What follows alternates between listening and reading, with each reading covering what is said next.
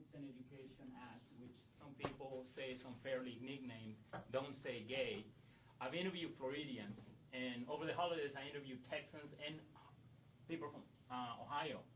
And they're under the impression that the law applies to all schools and all grades. But when you read the bill says it only applies to not teach gender identity or sexual orientation from kindergarten to third grade. And when I tell these people this, mostly even liberals agree. Oh yeah, if it's only elementary school, that's fair.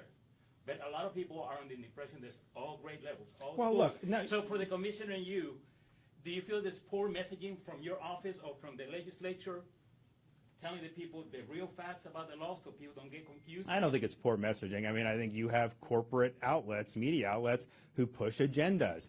And in Florida, everyone was very clear on it. I mean, some may not be, but I mean, I think the election results were a good determination that those narratives, those false narratives, were rejected by Floridians because we've been getting them for years and years. Everything we do is a false narrative, and then a couple weeks later, months later, people just move on and like, yeah, you know what, the governor was right on that when he said that. So that's just kind of been the pattern. How corporate media projects this outside of our borders was just not something that was necessarily as pertinent to us because we're governing this state here. But I think that it's instructive to look at that element and then ask yourself, any of the stuff we're doing with, like, you know, the schools, you're talking about this AP course, if they're telling you something that seems like, wow, that seems a little off, do you think that they're telling you the full story, or do you think that they're trying to shade that in a way to advance their agenda? And I would say 9 times out of 10, you know, they're shading it to try to advance whatever agenda they may have. And so that's just the nature of it.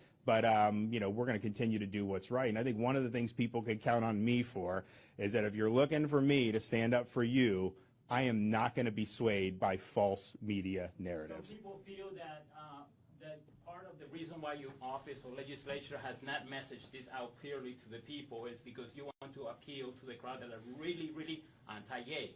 It has nothing to do with that. First of all, having any sexual content in elementary school is inappropriate. It's wrong.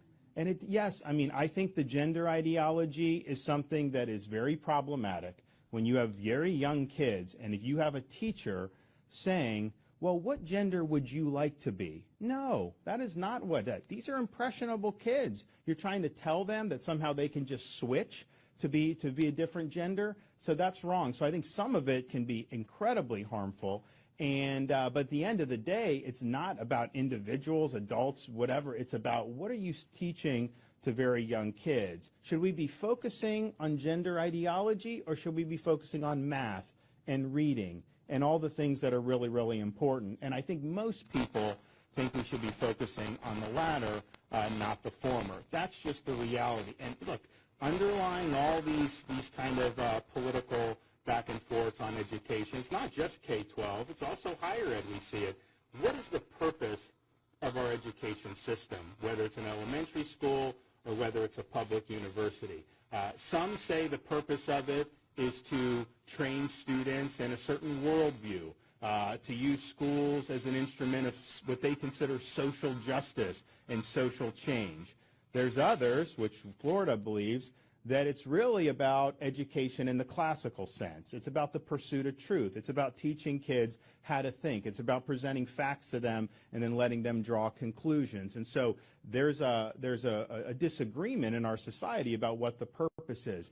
I can tell you most universities in this country have gone in the direction of using education for ideology and for politics, and they've moved away from education in the classical sense. We believe in that education as a classical sense. We believe it can be liberating for people to go through that. And how tired is it to sit there and think that just imposing some rote talking points from whatever the political skirmishes of the day are, that is a lasting form of education? I don't think it is at all. But when you're talking about things that are larger issues that have enduring relevance, you know, those are things students will be able to carry with them for the rest of their lives. And so that's how we're approaching all of these issues. And I think if you start from that foundation, then something like gender ideology for a second grader, of course you wouldn't do that.